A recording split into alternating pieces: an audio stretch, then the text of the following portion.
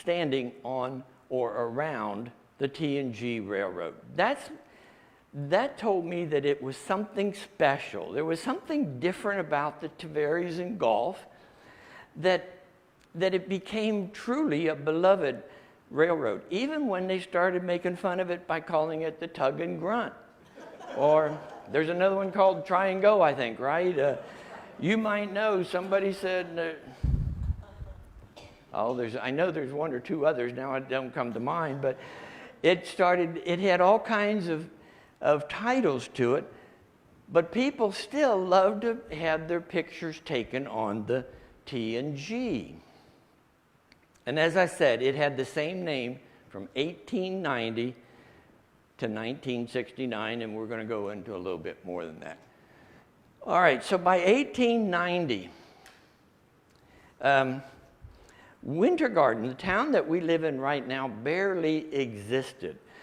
Technically, although this map is dated 1890, there is quite a bit of sufficient evidence to show that it wasn't really prepared and finalized until 1891.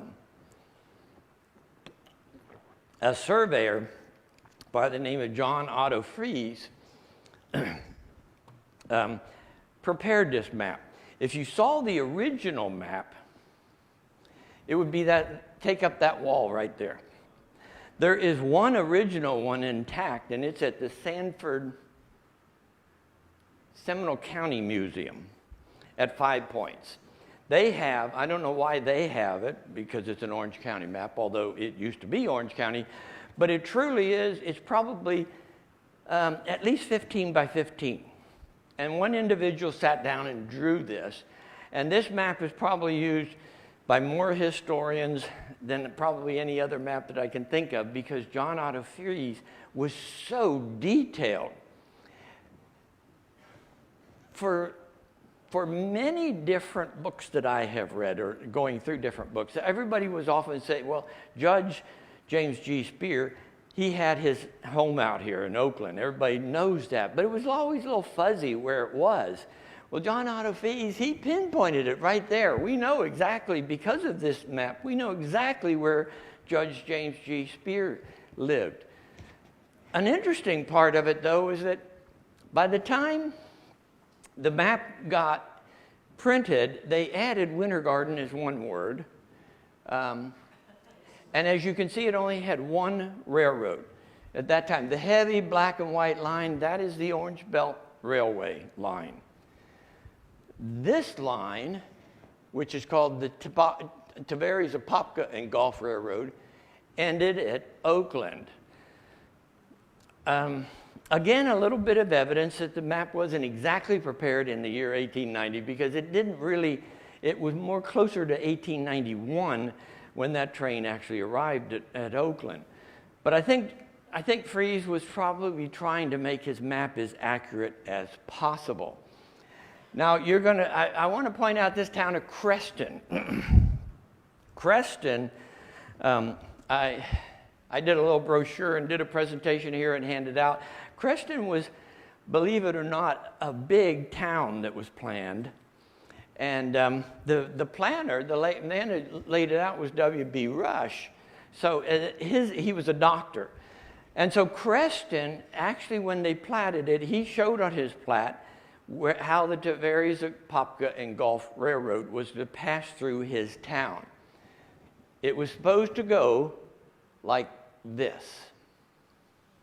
Now, why am I pointing it out? I'm pointing it out because the TA&G was supposed to go like this to Kissimmee. It was not even going to come to Winter Garden. And the reason it wasn't coming to Winter Garden was that when the TA&G original owners laid it out, Winter Garden didn't exist. So naturally, that's why they didn't come.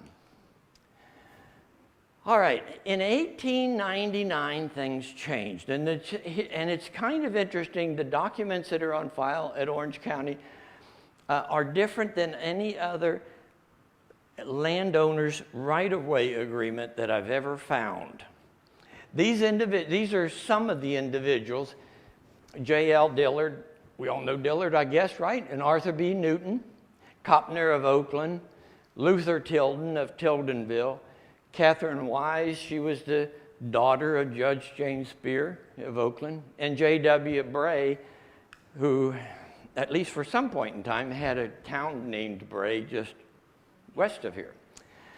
These individuals all signed a 6-month contingency right away.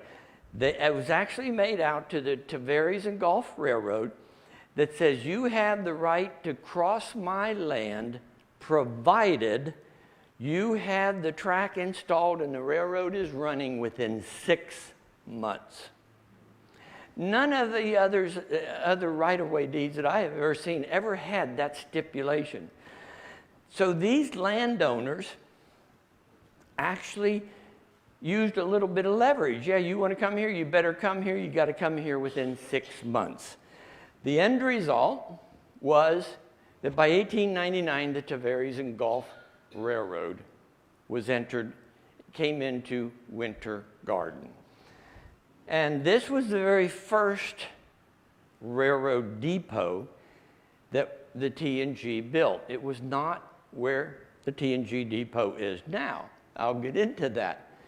This was at the corner of Main Street and what is now Tremaine Street.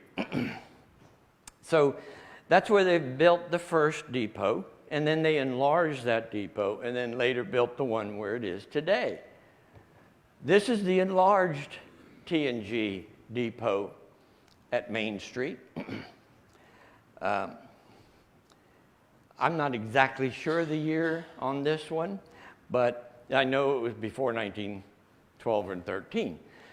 So the reason that it was so profitable or so fascinating to T&G to come here was that by 1899, this was a money-making town for railroads, farmers. I mean, this was a big agricultural community.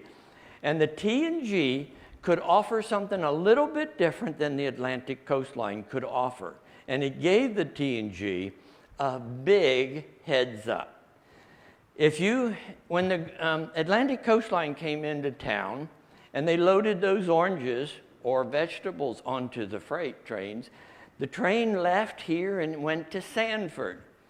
At Sanford, they took all that merchandise off and they loaded it onto steamboats. Steamboats chugged almost a 2-day trip to Jacksonville, where they unloaded that stuff and put it back on another train that took it to the markets up north. When the T&G came into town and they loaded that stuff onto the freight cars, it went to Tavares, met the seaboard. The seaboard went through Leesburg, Wildwood, and headed north, all on train. No transferring onto steamboats. It was a much faster way of getting it. So Tavares and Gulf had a great leg up. Now, that didn't last too long because eventually they did get a land-based railroad out of Sanford. But Sanford was built on the fact that it was serviced by steamboats, whereas Tavares, the founder of Tavares, his idea was he wanted a land-based railroad hub where every train in Florida passed through. For one short period of time in history, Alexander St. Clair Abrams had his wish come true. He had 5 privately owned railroads passing through Tavares, and of those 5 railroads, they had 22 total trains. If you've ever been to Tavares, if you stand there on that track, if you can imagine 22 trains coming through there every single day, you'd probably say, boy, I'm glad it didn't last. But that was his idea, and if you know much about Abrams, he also wanted to make Tavares the capital of Florida, the state capital. So if you walked out behind the caboose here and looked south, this is what you would have seen in 1905. This here is Main Street. Not a real good picture, but in the distance there is a Pullman car that belongs to the Tavares Gulf Railroad. Interesting. If you looked out at Winter Garden today, or at least with me, if I looked out here, I would say Plant Street was Main Street. But not so. And it kind of a good reason why. Winter Garden had a disastrous fire, two supposedly, 1909, and the worst was in 1912, that burnt all the wooden structures. And by that time, there seemed to be, since there were two depots on Main Street when the North-South Street, this one and the Tavares and Gulf, it kind of makes sense that they probably considered that Main Street. Now this is 1907, and you can see where Plant Street is and the TNG, the Tavares and Gulf.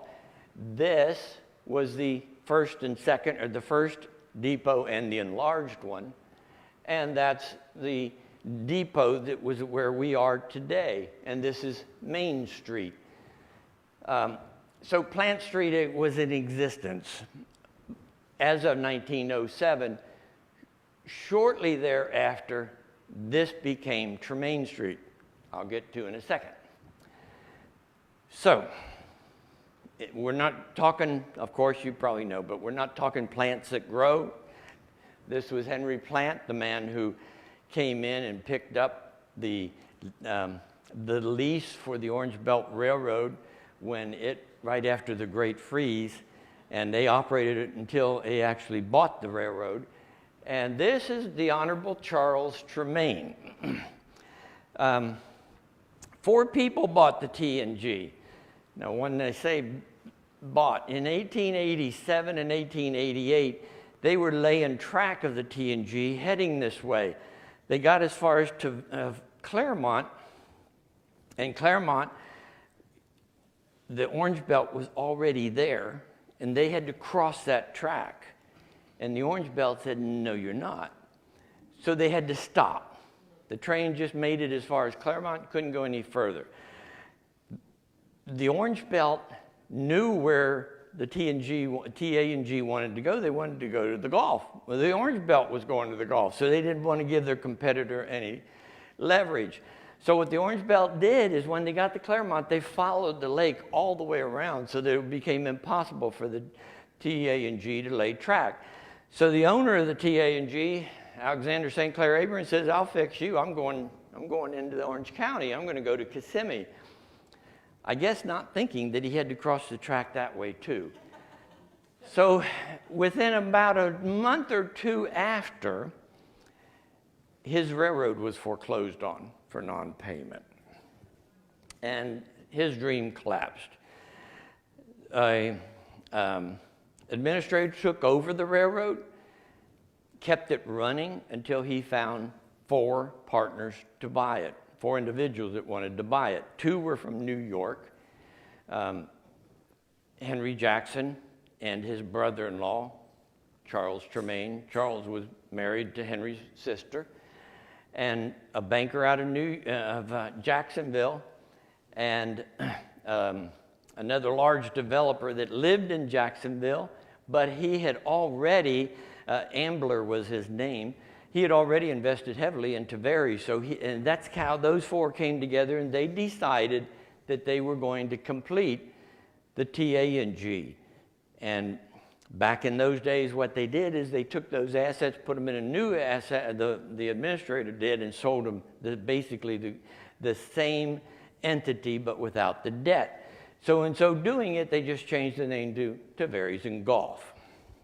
So in 1890, Charles Tremaine takes over was one of the partners of the new railroad. And the interesting thing about Charles Tremaine is there's a considerable amount of evidence that he came here frequently to check on his train. His brother-in-law, Henry Jackson, I have not ever been able to find that he ever came to Florida. He may have, but Charles was very active, even to the extent of being interviewed in newspapers about supporting roads being built. He was very much in favor of the tax that was on his railroad to build automobile highways. He and his wife always stayed in Orlando at the San Juan Hotel for each winter, so he basically became a snowbird and was active in his railroad. And so, interestingly enough, the road that ran alongside his depot that he built was called Tremaine Street and not Jackson Street. This is Main Street. I would guess in the 1920s, I'm guessing. It could have been a little bit earlier. This site right here, I know it wasn't too recent, because this site here is where the old depot used to be. And this guy here looks like he's looking for coins without one of those, battery changes, which they probably didn't have by then. So I think he was just doing the old-fashioned way. You can see the train parked here. This building here is still there. This building is still there. And this is the Roper warehouse. So kind of gives you a little bit of idea, but this, this building here I'm going to come back to in a little bit. But this was Main Street. And now there's two individuals that I need to talk about, these two individuals, because really when you talk about Plant Street and Tremaine Street, they really could have been St. Clair Abrams Street and Demons Street. Demons probably was a name didn't really go too well, I guess, but this was Peter Demons, the man who originally started the Orange Belt Railway. And this is Alexander St. Clair Abrams, the man who originally started the T&G. But he started it as the TA&G. So these were the real two founders. Two other guys got their name up in signs as opposed to them. This is that building you just saw on Main Street. The Man and Mills Dry Goods. I've tried to search, but Man and Mills was established in 1912, and I know that they were in here in Winter Garden in 1912. And I know this building was built in 1912, but I can't tell you whether they moved into that building in 1912 or later. But anyway, that is that building right there. And it's still standing today right there. It started out, it was a clothing store, and for a while it was a grocery store, and for a while it was a movie theater, before the Garden Theater was built. So this, in the 40s was the Gem Theater, and I did find ads in the 1940s. In 1945, there was a meeting held in this building, in the theater, and in which a gentleman by the name of Story called together all his friends, Story Road, and they raised $101,000 in this first meeting at this building to raise the West Orange Memorial Hospital, and that was in 1945. A little bit of history. And then there was this old building here. This, of course, was the depot that was built in 1913 for the T&G. You can see the water tower. That is, there's a new water tower there now, I believe, but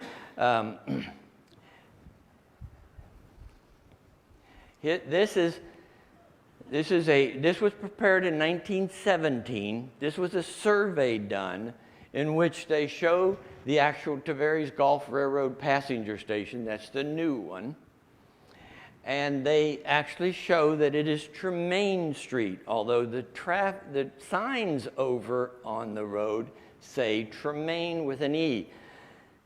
We did that a lot here in Central Florida. People came down here. A guy come down here and founded the town of Altamont without an E on it, and somebody decided, no, this has to have an E on it, on the end of it, so Altamont Springs became spelled with an E when it really didn't have an E, but they did that a lot down here. They changed the spelling a little bit, but this was Charles Tremaine's roadway. And it's still, part of it's still there.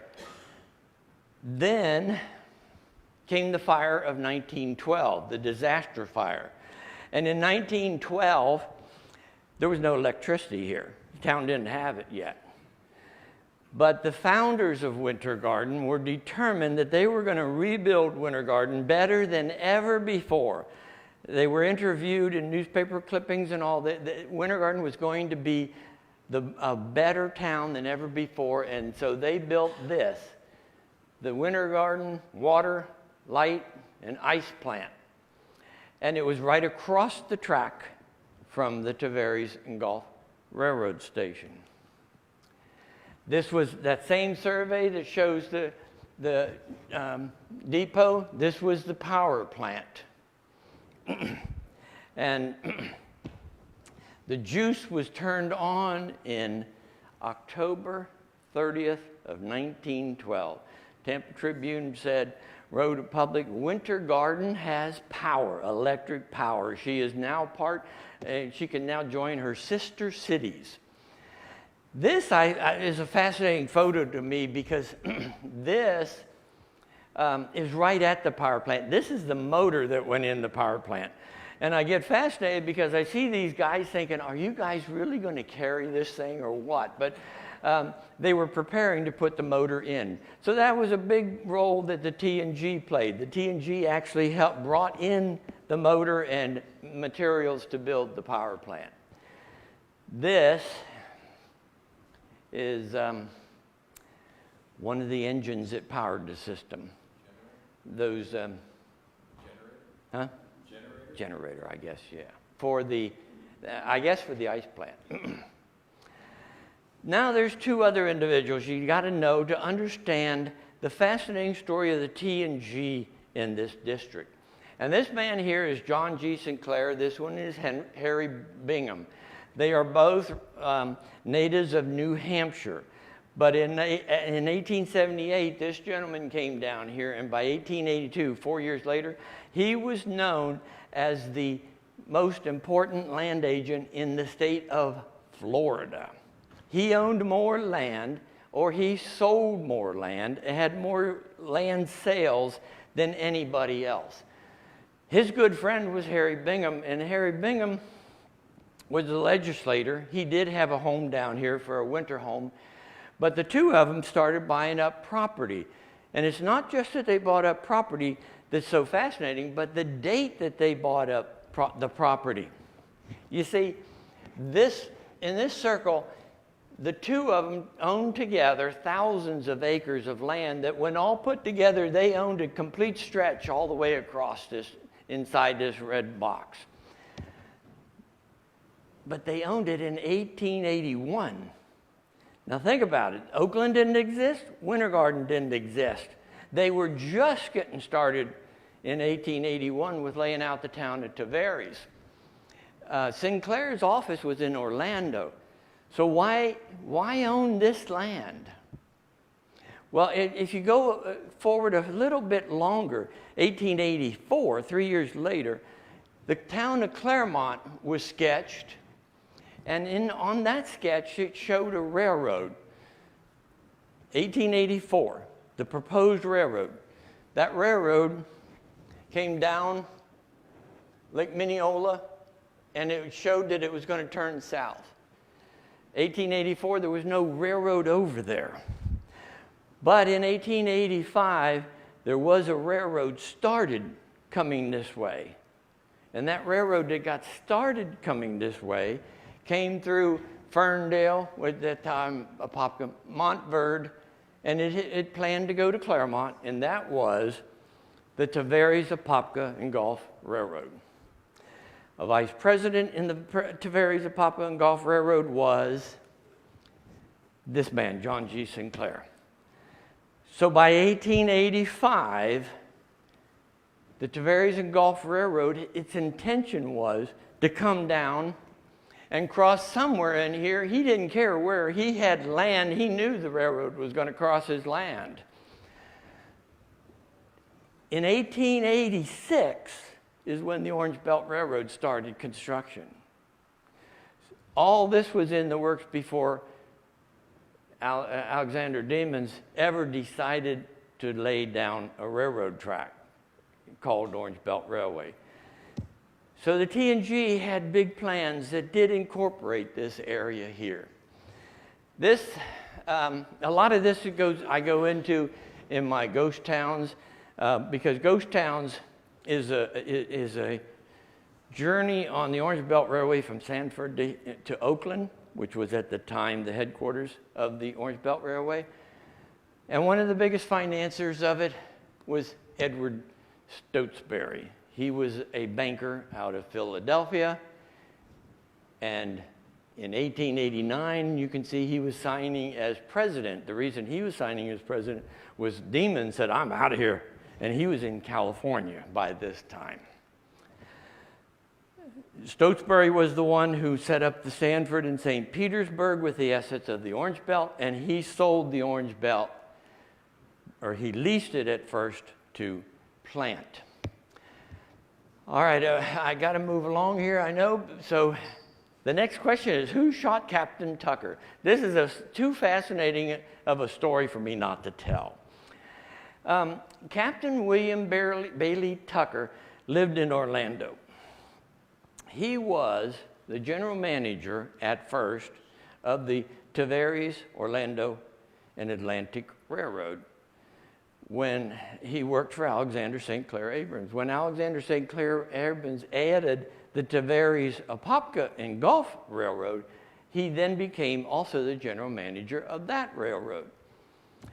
Then there was an election in 1896, and Tucker was running for a job, and his opponent was Alfred St. Clair Abrams, who was the prosecuting attorney for Lake County, but he was also the son of Alexander St. Clair Abrams.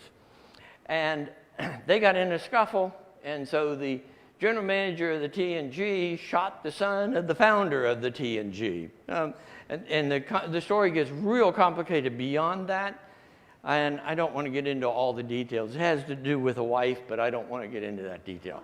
Okay. In 1893, Chicago held the 400th anniversary of the founding of America. And Orange County decided that they wanted to have a display at the Chicago World's Fair. And so in Orlando, they started putting together plans, and they drew up this official Florida rolling exposition. Inside the rail car, they had the different plants and all the different setup that you could find down here in Florida. And the rail car, this particular rail car, was donated to the cause by the T&G. This railway car left Orlando, leaving town on the track of the Tavares, Orlando, and Atlantic track, went through Tavares and ended up going all the way to Chicago. So the T&G really did play a role in that particular phase of Orange County's history as well. Florida's exposition, by the way, was considered one of the finest expos at the Chicago World's Fair. Not everything was so fantastic, though. The one thing that always admired me about all my research is the thing that made the T&G was the people. The people were amazing, the employees, the people who ran it. And this individual was one of them, John Morgan Mills. But unfortunately, in 1914, the T&G decided to extend the track one more town east and go to Ocoee. Charles Tremaine was reportedly very pleased at the fast pace of the installation. It was done ahead of time. As a site contractor, my first speculation would be that it got done too fast. This ditch probably was not really compacted properly, because what happened was the engine fell off the train as the track separated. What happened was John Morgan Mills was running the train, and he got scalded with oil from the steam engine. Scalded so bad that the accident occurred at the end of 1914. They sent him to Orlando in the hospital for a long time, and then they sent him to Johns Hopkins in Baltimore, Maryland. And not until January, I think it was, of 1916, gangrene set in and he died. But this man, John Morgan Mills, was truly a face of the T&G, as you're going to hear or read about if you buy one of our museum books. He shows up in all the pictures. Everybody seemed to know John Morgan Mills.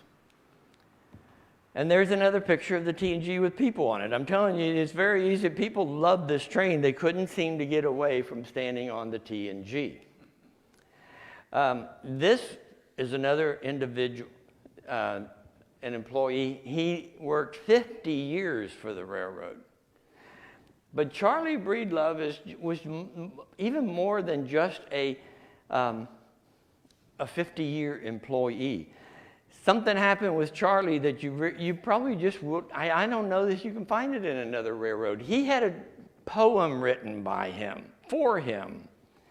And the poem is, there was something special about Charlie's train, making its usual run, whether fair skies or rain. At the crack of dawn, it made ready to run till the dark of night past the setting sun.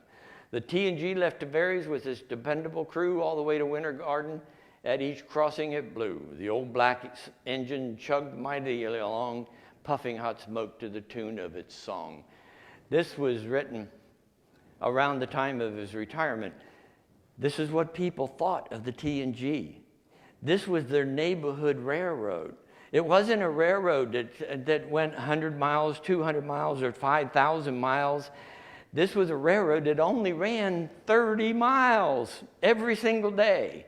Every single day it left Tavares, came down here to a Winter Garden, Coe, Claremont, and returned home.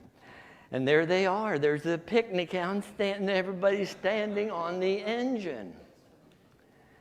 The Roper Warehouse was also right on the track. It is currently part of the Central Florida Railroad Museum. We fixed it up a little bit.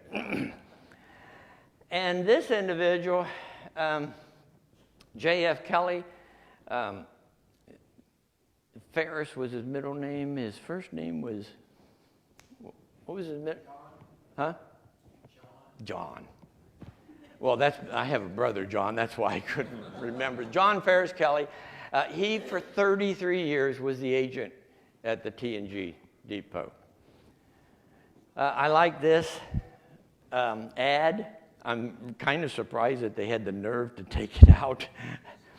On time every day, the Tavares and Gulf. You'll hear a little bit more about that, except when it wasn't. This was the tug and grunt.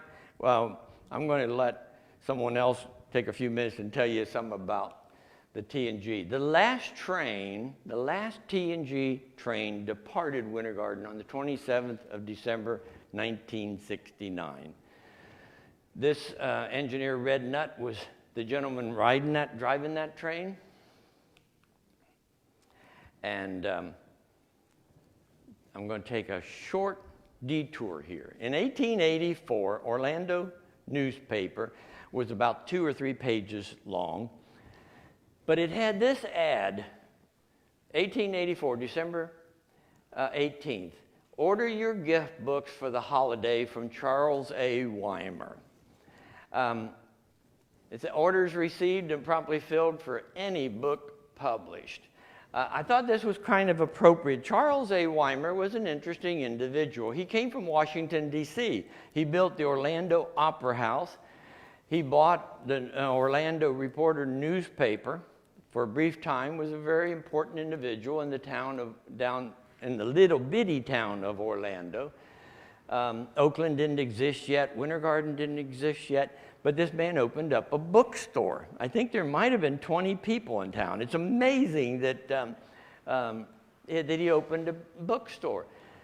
But I thought this was very appropriate because since the holidays are coming, we also have some really good Christmas gifts to consider here. One of the books is Citrusland, D.C. It's a small book, but it covers, I had the honor of doing a presentation for Florida House. Does everybody know what Florida House is? You know, the state of Florida is the only state in the Union that has an embassy in Washington, D.C. Did you know that? We actually, if you walk into the Florida House, they'll give you some cold orange juice. They'll give you information about the state of Florida, answer any questions. There is no other state in the Union that has the embassy. But in the 1800s, a lot of very influential individuals found their way to Florida to buy land thousands of acres at a time when everybody else was saying, "Go west, young man, go west, young man." One individual was Sidney Wales, W-A-I-L-E-S. He owned over 30,000 acres that you can read about in my, this is what I call writing Florida history, R-I-G-H-T-I-N-G, correcting misconceptions about Florida. Wales owned, as I said, almost 30,000 acres in Polk County. And they named a lake after him. And they also named a town after him. Except they spelt the town W-A-L-E-S. Go figure. The Rutland Mule Matter, I was reading a 1927 book, History of Orange County, by William F. Blackman, president of Rollins College. And in the book he says 2 individuals from Orange County voted no to secession. One of them was William W. Woodruff, period. Well, to my curious mind said, wait a minute, who was the other one? This was the other one, Isaac Newton Rutland. He voted no. He did not live until the end of the Civil War. Why did I make this appropriate to this area? The daughter of Isaac Newton Rutland was Sarah Vick. The Vicks were very, very well known in Oakland area, but there was quite a history before she ever made it to Oakland, including, and I got chills when I found this, but I went to his first son was Cassius M. Rutland, and he disappeared. Everything that was ever written about Deeds said that the only 2 survivors were Othman Rutland and Sarah. And they always signed documents and they gave away all of his profit without ever mentioning Cassius M. So Cassius M apparently was considered dead. But if you walk out to the Oakland Cemetery and you walk up to this tomb of the Vicks and you look at the 4 gravesides of Mr. and Mrs. Vick and their 2 children, look at the one right next to it. It's Cassius M. Rutland. He died in 1914, and from 1880, you don't see the man until 1914 till you see his suit. So I thought that was interesting to this area. This is the train from Sanford, and Tavares explains how Tavares became, or how the Lake County came apart, but also includes the section of the railroads here. So that's my commercial of sort, folks. But I also have to mention that I had a great honor. I mean, I had a lot of fun. It was really a great experience with Phil Cross. He and I co-authored the book, The Tavares and Gulf Legacy, a World-Class Railroad Museum. You see, I'm going to go into this real quickly, but when the last train left here, going back to Tavares on December 27th, 1969, in Mount Dora, there was a bunch of guys, not a bunch, 5 or 6, who had done a model railroad display for Christmas. And those gentlemen decided they wanted to form an organization to preserve the history of railroading, because the last railroad, the very last one left. The golden age was over. And that organization over years became the Central Florida Railroad Museum. And so this is a book that he and I have contributed all of our time, free, gratis. I really encourage you to have a copy of it. All the proceeds, other than the printing, all of the proceeds goes to the museum to support its ongoing manner. So 1969 was the end of one era, but it was also the beginning of another era. And this gentleman is going to come up and tell you a little bit of personal. You see, I've told you a lot of stuff, but I haven't seen any of this. To me, though, the best way to hear it is right from an eyewitness. And so, Phil Cross, come on up here and give us a little bit of your background as to what exactly the T&G meant to you.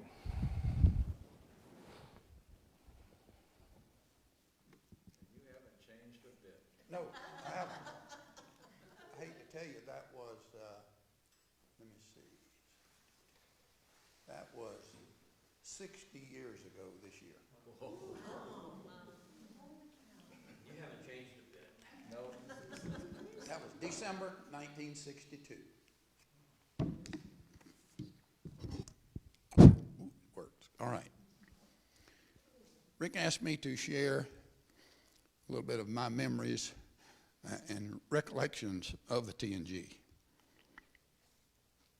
My dad, Fred L. Cross, was a citrus grower, a sixth-generation Floridian, a lover of local history, and a rail fan at heart.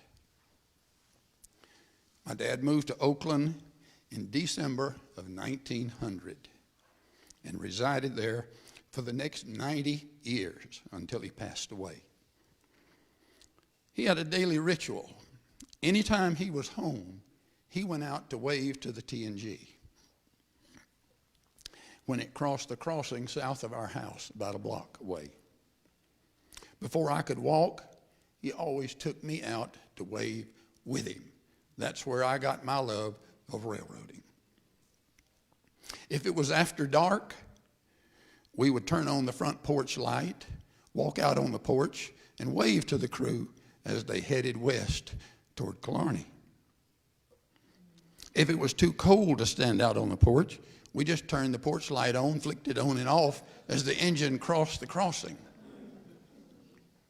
If it was after bedtime, my dad would take his flashlight, roll over in the bed, pull back the blinds, and turn the flashlight on and off, and the engineer would blow back at him.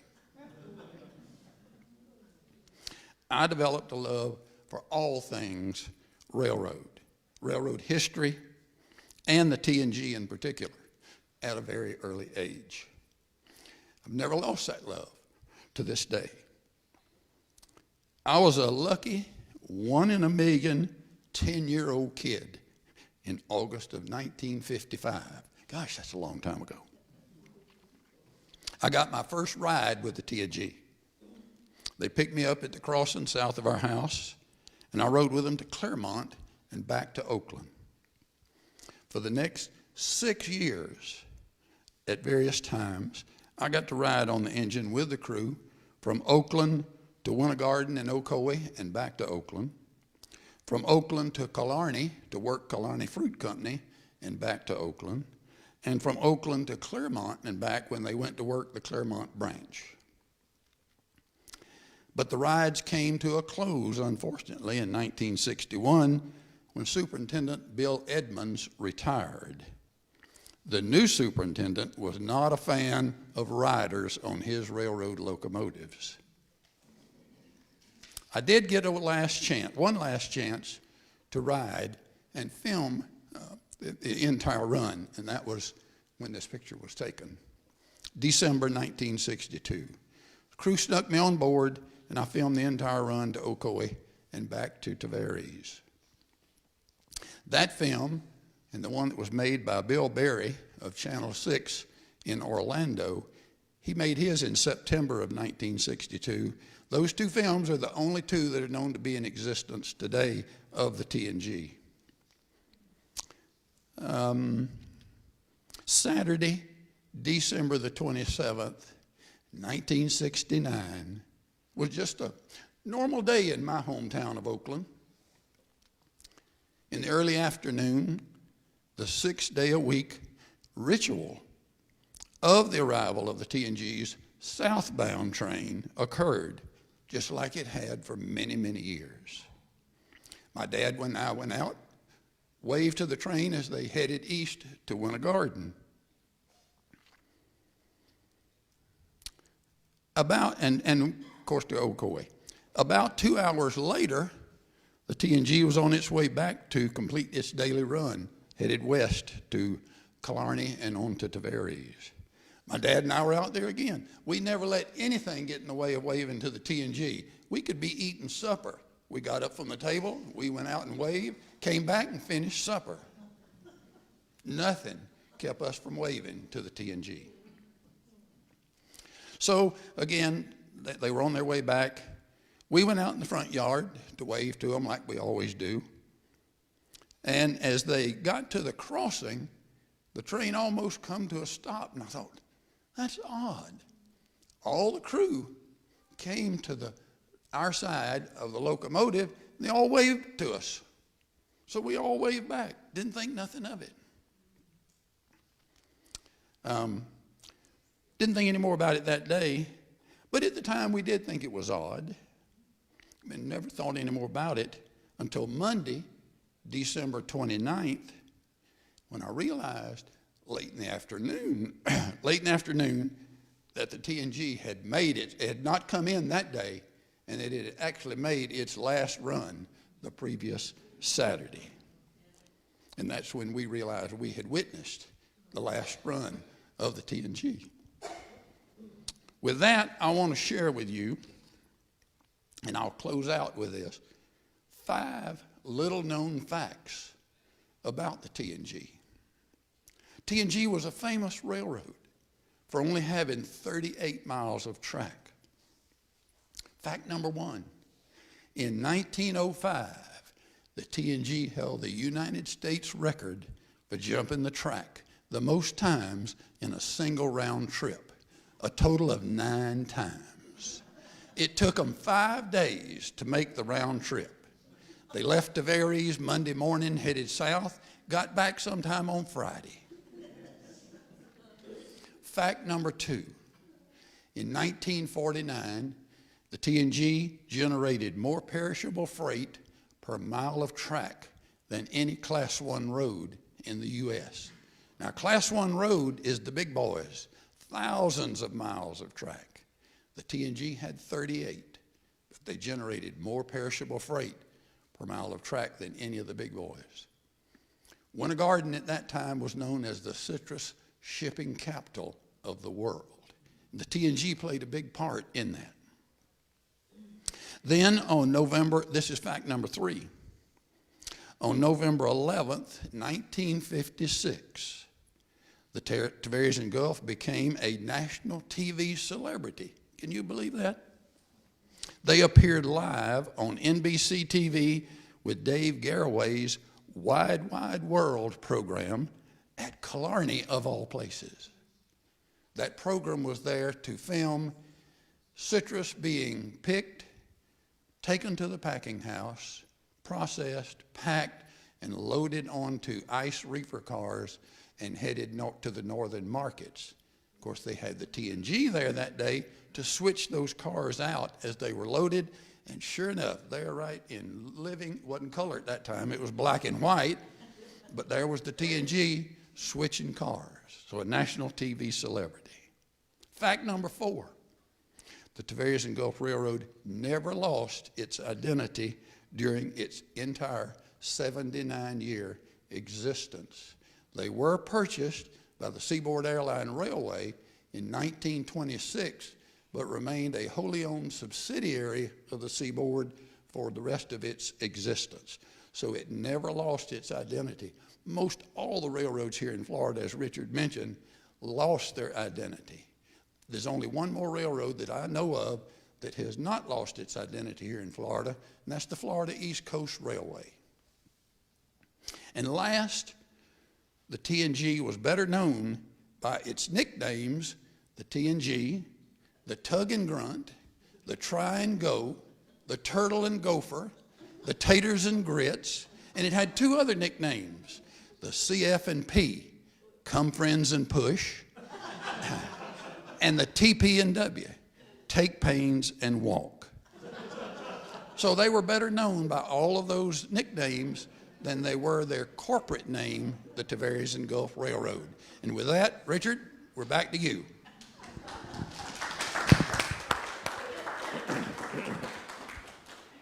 Wrapping it up very quickly here, if I can, for you. As I said, that when the railroad ended, these guys got together and said, let's form a historical society. It was actually a model railroad and a historical society. And they were given a rail car, the Seaboard, from the Seaboard, number 833, and that rail car was put in Mount Dora, which is where the club started. The rail car is still there. You don't want to see it, though. It's an absolute mess.